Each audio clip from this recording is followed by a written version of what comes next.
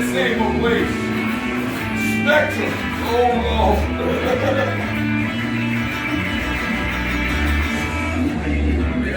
Welcome back to another episode of Z Noodles, and today our guest is actor Jesse Muñoz. Did I say it right? It's Muñoz, but it's a tricky one. So, what is the first show that you've ever had a role in? So the first show that I actually ever did was directed by Miss Aubrey. That was a show called Guys and Dolls, a musical. It was 8th grade in Chicago, and it was, the first show I ever did. And I loved it. It was so much fun. And that's, ever since then, I owe everything to Miss Aubrey. Which character did you play? I played Nathan Detroit. He was like the kind of funny guy. That's all the questions I have. Thank you. Thank you, Salem. Hi, Jesse. Hey, Charlie, how are you? Good. My first question for you is, how well do you think you can improv on the spot? Ooh, so that's, I've done a little bit of improv. I don't know how well I can do it. I try, and sometimes it comes out all right, but that's kind of the fun part about it, is that you may have an awesome scene, or you may fall flat, but that's kind of the thrill of it. But I actually have, the next project I'm doing is actually, it's like if you're familiar with the play Hamlet by Shakespeare, it's a fake trial, like a fake legal trial, that Hamlet is being put on for killing Polonius. Sorry for the spoiler, but so that's all going to be completely improvised. So I'm playing motorcycle drive by. So I'm playing one of the characters, Rosencrantz, in that, and the whole thing is completely improvised. So it's oh wow, the first thing I've done in a while. But yeah. Hi, it is my turn. Hi, G. So my first question for you is, will you be the second guest to sing for us? Oh, is there a particular song I've got to sing? No. I'm not the best singer, but you know what? I'm down for anything. So I take it I have to sing now, huh? Oh, you don't have to. I'll do a little song, because I have to sing for some auditions anyway, so might as well. Should I do that? Should I go ahead and do that now? Perfect. This is Try to Remember from a musical called The Fantastics. So try to remember the kind of September when life was slow and oh so mellow. All right. You weren't a bad singer. Thank you. I appreciate that. What kinds of shows do you see yourself performing in the future after all of this is over? That's a good question. Yeah, because right now I'm performing in a lot of Zoom plays, actually. So that's been an interesting way of adapting to what's going on right now. Really different. Yeah, so that's been kind of challenging to take on and adapt, but it's been fun. But after this, I've been getting into a lot of Shakespeare. I've been doing a lot of Shakespeare, and I find that I connect to that work a lot just because he is so good, and it's like almost like he does the work for actors. So if you just trust what he writes, it's probably going to be okay. So I do foresee myself doing a lot of Shakespeare in the future. Yeah, that's pretty cool. Well, was there a character difficult to act? Yes. Yeah, I've had a few.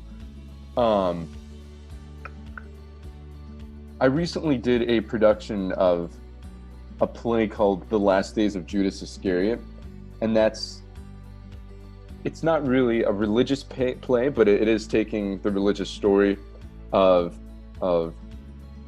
Jesus and Judas and the betrayal and stuff like that. And I actually had to play Jesus, but it was in a very kind of like, it was mostly like about their personal relationship rather than like the whole religious aspect. But that was interesting because, I mean, first off, it's playing Jesus, right? And so everybody has this idea of who this person is. And like getting rid of that and just playing the character in that particular play, in that particular scene, was kind of a challenge to kind of get rid of any preconceived idea or notion or any idea of who I thought this person was and just being in the moment. So that was a challenge.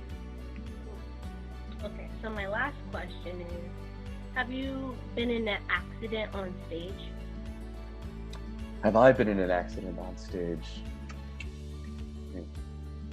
No, but I was on stage when my best friend almost had a spear fall on top of him. We were doing this Shakespeare show in the park, and I was on stage, and my friend had to run up the staircase with a spear to like make an announcement to the king or whatever. And we were in the park, so it had rained earlier in the day, but they, the stage managers or the people who were cleaning up, they wiped down the stage and dried it up, but there must have been a little slickness still left. And so he was running up the staircase and he fell, and this is in front of like 3,000 people. He like fell back and the spear like left his hand, and then I think it was like a few inches away from his head. But yeah, and I was like witness to that, and I was like, oh, but thankfully he was not injured, but it was a pretty close call. So my first question for you is, what inspired you to be an actor?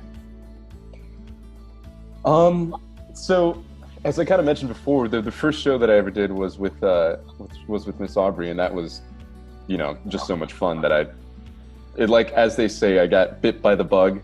So that kind of got me going. And I actually went to high school. In high school, I studied acting. I was an acting major in a performing arts high school.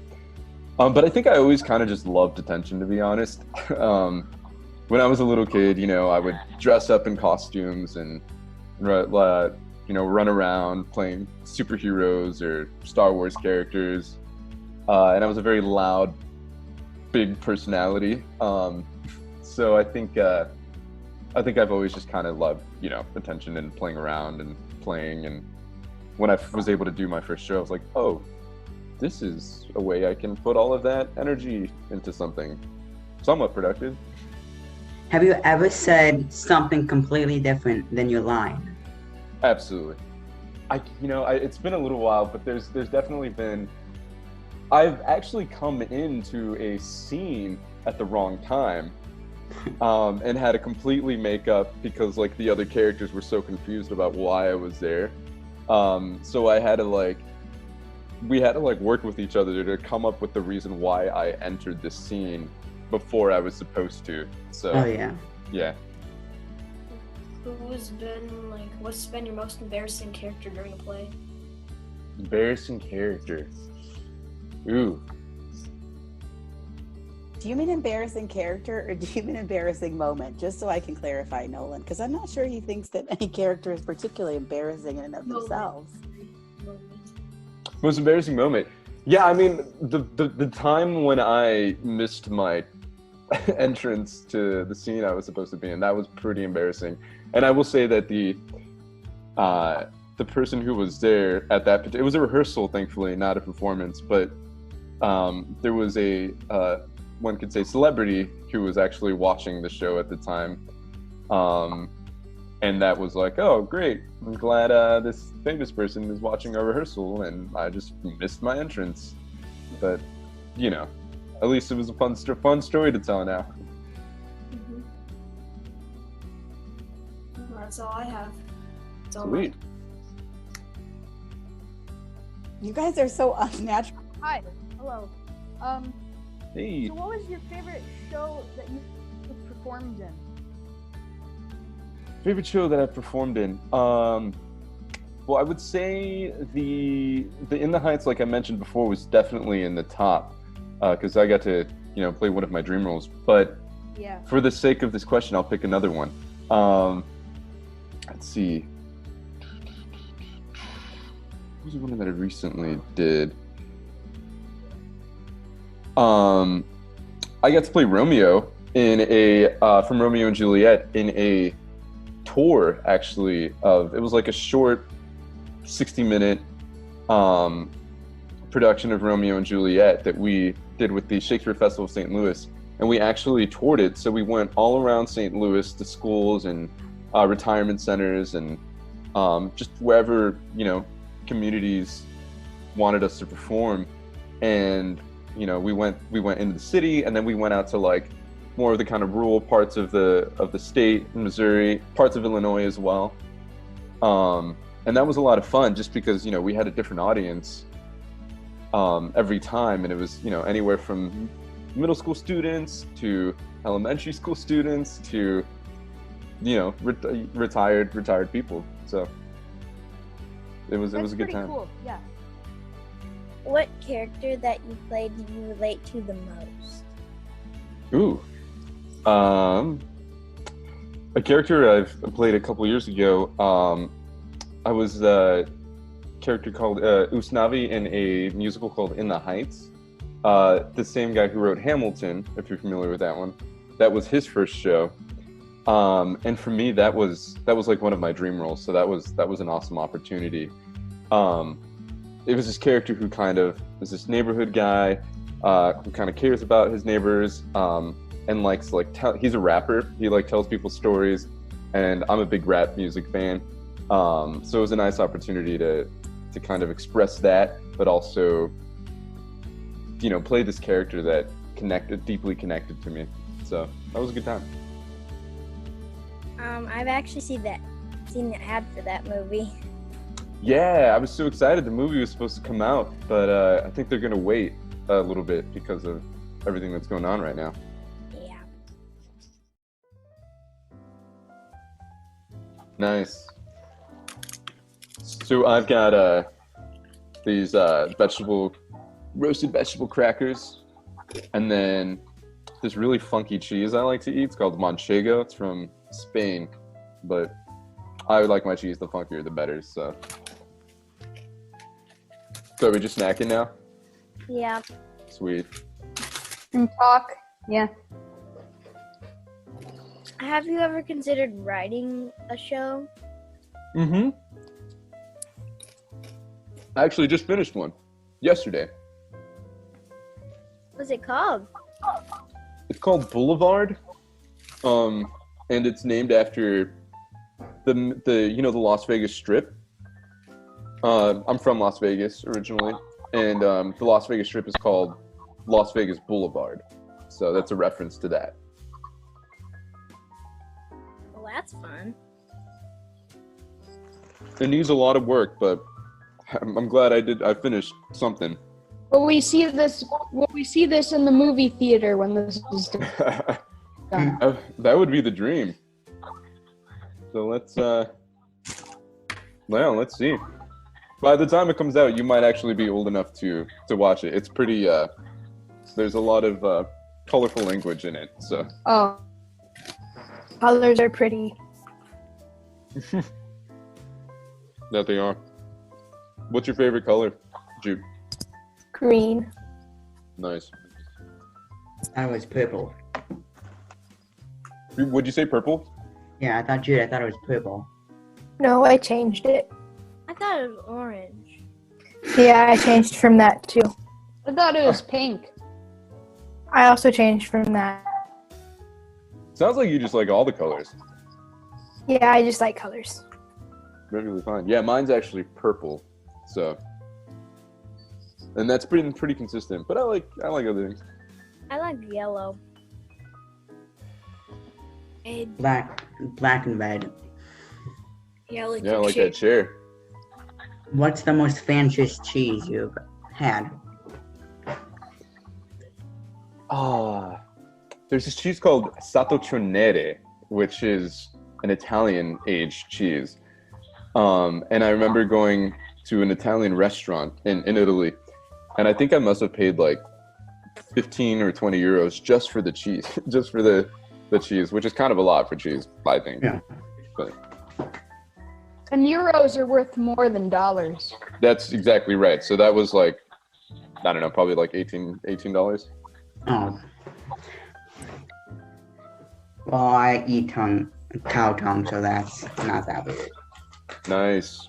How Do you like? And you were eating spam, Have you ever had cow tongue tacos? Charlie. I love de lingua. Tacos de lengua. Yeah. It's so tender. It's good. For those of you who've never tried it, it's actually pretty good. What was your first car and when did you get it? Okay, so I've actually never owned a car, but I just have never been. I mean, I have a license, but so I can drive other people's cars. But I've never owned a car. I just have never been. It always seemed like a lot of work to me. And I know they're super convenient, but I just figured because I'm in so many different cities at different points in time. It's hard for me to consider like investing in one. But I did just get a moped, and that's been a lot of fun. What's been your favorite thing to watch during quarantine? I'm sorry, my favorite.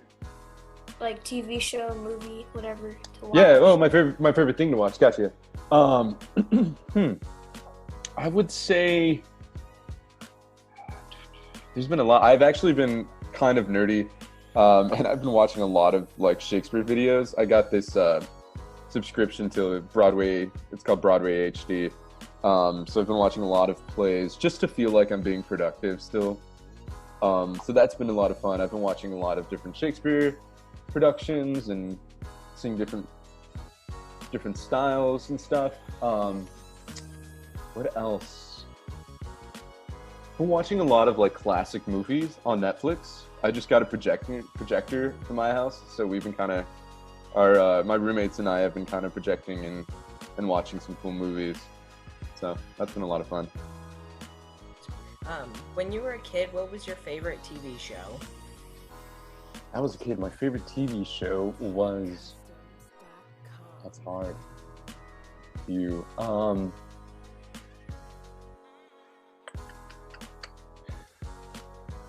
original. So there used to be a show. I think it was on Nick for a while.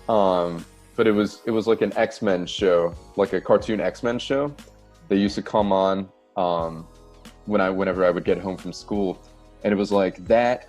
And right afterwards, it would go into this really cool like Spider-Man show, and it was just like this lineup of like the best shows. And I think you can actually find them on, I don't know if it's like Netflix or maybe Disney now, but like people my age are like always talking about. I'm like, oh, I've been watching, the Spider-Man or the X-Men show. I've been binging it or whatever. So very kind of nostalgic. Would you ever want kids? You know what? I think so. I have asked myself this question before, and I think so. I think right now, it's like way later down the road of a thought, but it's just like kind of the nature of my career. It's it's so focused, and you're here and there all the time. You are not in one given place at one time. Mm-hmm. So it's kind of hard to like, for me right now, I think it's difficult to put in, the focus and time I would need to consider that. But definitely down the road, I can see that. Would you rather go into the past to meet your ancestors or go into the future and meet your great-great-grandchildren? Ooh, interesting question. I'm going to go ahead and say ancestors right now, just because I actually just did ancestry.com. So I was able to like track pretty far back. And I recently found that it's still in existence, but I have family that settled in New Mexico and were actually really good friends, or they knew, or they like housed him. If you're familiar with Billy the Kid, who was like this outlaw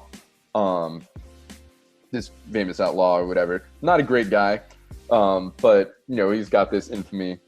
And they were like really good friends with him. And my family has this farm that is like now registered as a historic place, which I had no idea until I did this research and can actually go and visit. So it would be interesting, to see what, how they settled and how they moved, because they came from Mexico, and how what their life was like as they moved and settled in a new place.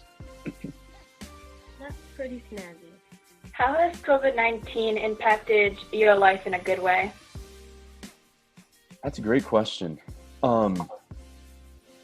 I think it's given me a lot of time to kind of sit back and reflect on kind of where I've gotten to, and where how I've gotten to where I am now, and what I want, where I want to be in the future. It's also given me a lot of time to just like relax, take things moment to moment, meditate.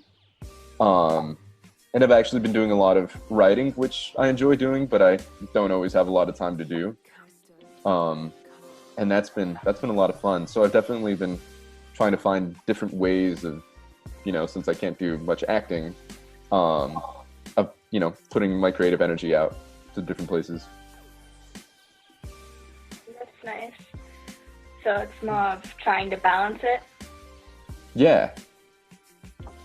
And this next segment is what paper, because I ran out of ideas for what water. So how many notebooks do you think you have in your home?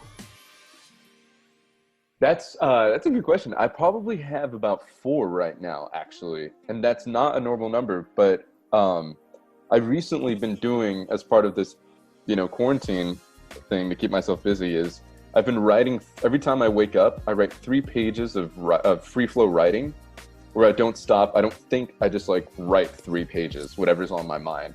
And for me, that just gets all my thoughts out before I start my day.